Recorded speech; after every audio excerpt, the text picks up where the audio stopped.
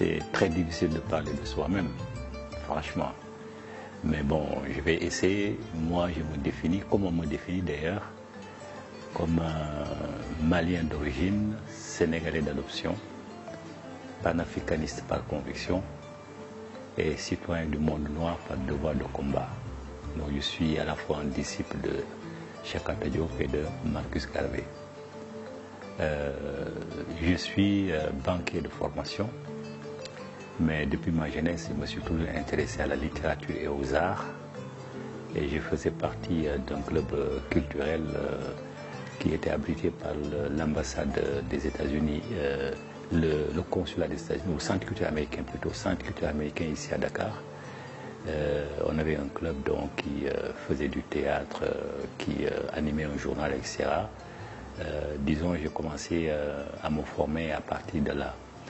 Et par la suite, comme tout le monde doit, selon ses compétences, apporter sa modeste contribution à la conscientisation de notre jeunesse, et comme j'aimais beaucoup l'écriture, donc j'ai apporté ma contribution et je continue de le faire par le biais de l'écriture. J'ai produit 36 livres, dont des essais, des récits historiques, de la fiction romanesque et de la littérature jeunesse. Actuellement, j'anime une association au Mali intitulée Rassemblement pour la réhabilitation de la religion négro-africaine, Maya, qui a un site internet dont le titre est 3RNA, tout simplement, 3RNA Maya ou 3RNA tout simplement. Je suis le président de cette association, je suis aussi le président de la Ligue des écrivains du Mali.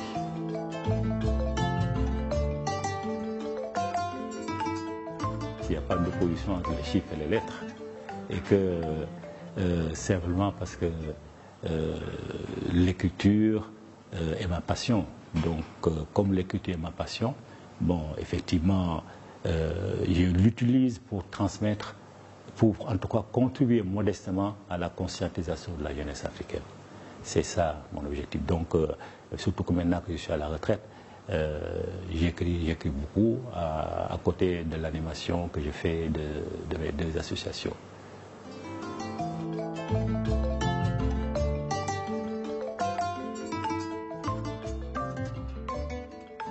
D'abord, la religion n'existe pas. C'est un mot récent inventé par les Romains. Il est d'origine latine. C'est quand Rome a commencé à dominer le monde. Donc c'est un mot inventé, mais quand il a inventé, toutes les réalités qu'elle prétend couvrir existaient déjà. Donc il n'a apporté aucun enseignement, disons, différent de l'enseignement qui existait avant. Et que par conséquent, il faut l'effacer au détriment, au profit plutôt de la tradition. C'est seule la tradition qui existe. Et que si on pose en Africain la question de savoir si la religion existe en Afrique, elle va elle-même se poser des questions, elle va les répondre. Parfois même, elle va dire non. Mais si on lui demande si la tradition existe en Afrique, il n'aura aucune hésitation, il dira oui.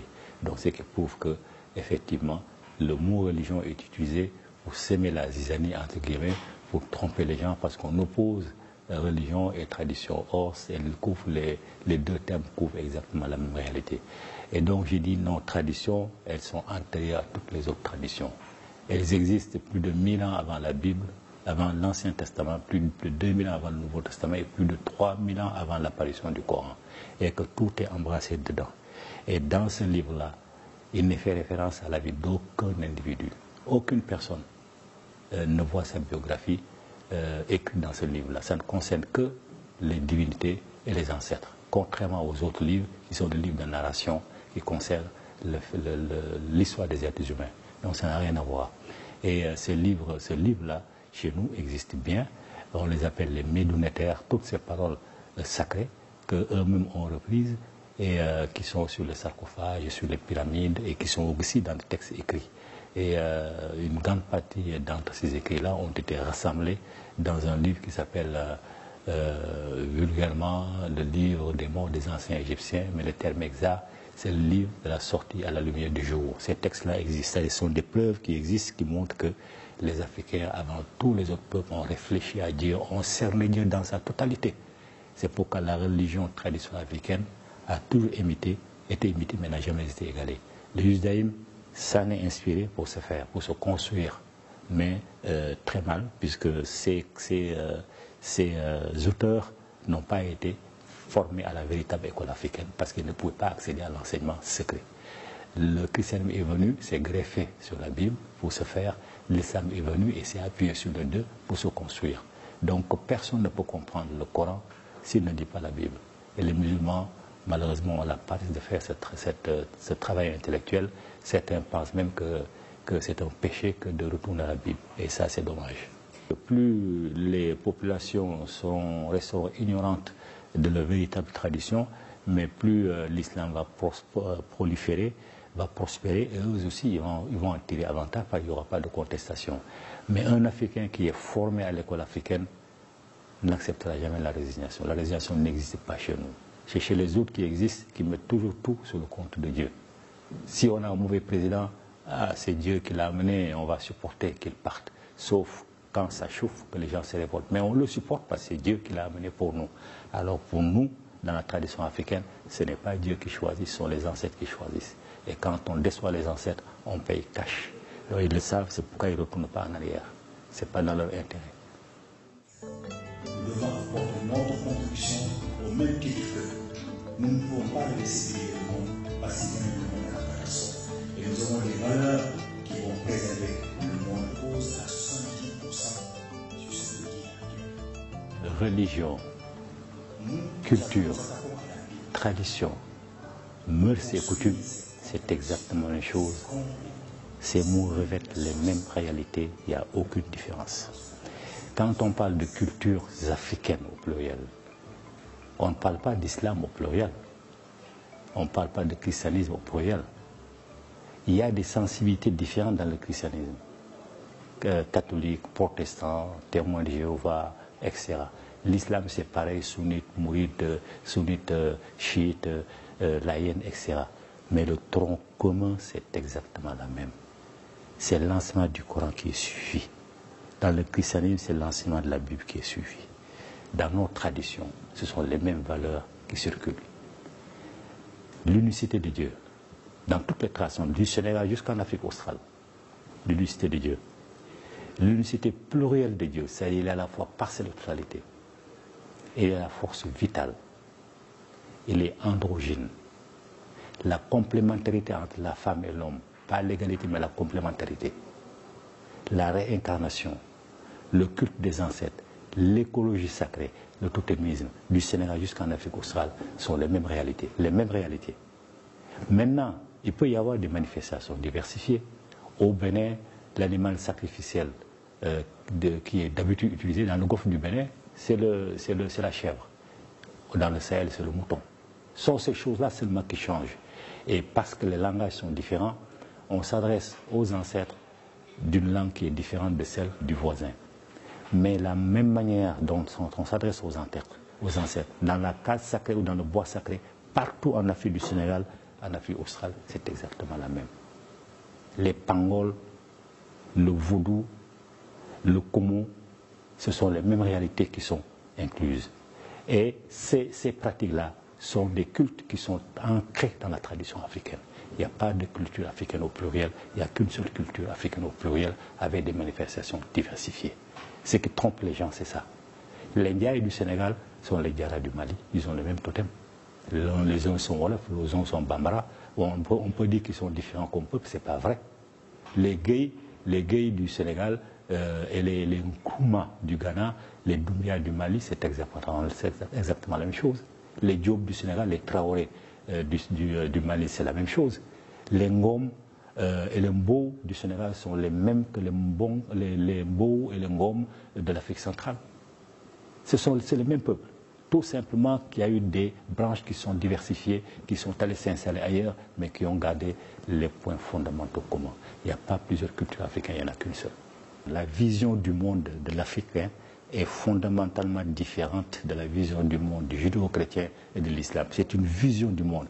Et dans cette vision du monde, définit la politique, définit l'économique, définit les relations des humains entre eux. Cette vision du monde qui définit cela. Voilà pourquoi les relations entre les hommes, la politique et l'économie ne peuvent pas être de la même manière, de la même nature partout dans le monde.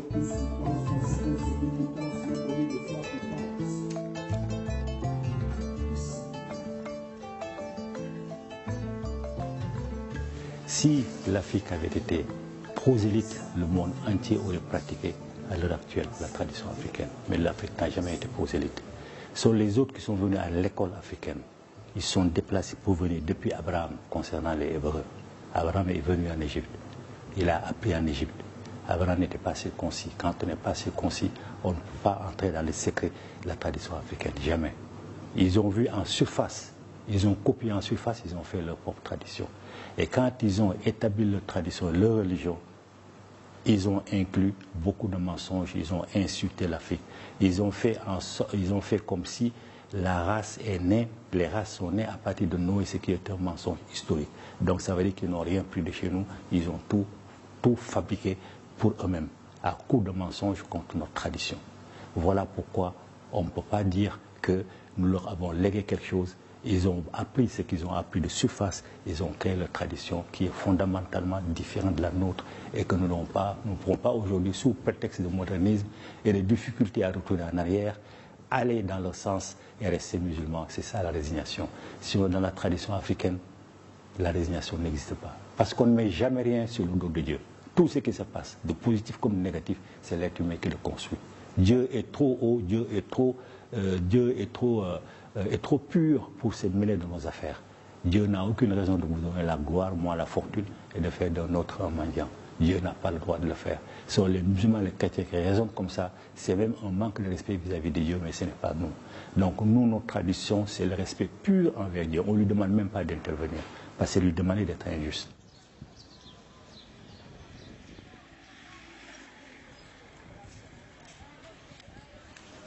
Toute la jeunesse africaine, je suggère vraiment avec force qu'elle se mette à la lecture de Cheikh Anta Diop, qu'elle organise des débats autour d'elle pour informer ceux qui n'ont pas accès aux livres dont elle a pris connaissance, aux cassettes documentaires dont elle a pris connaissance.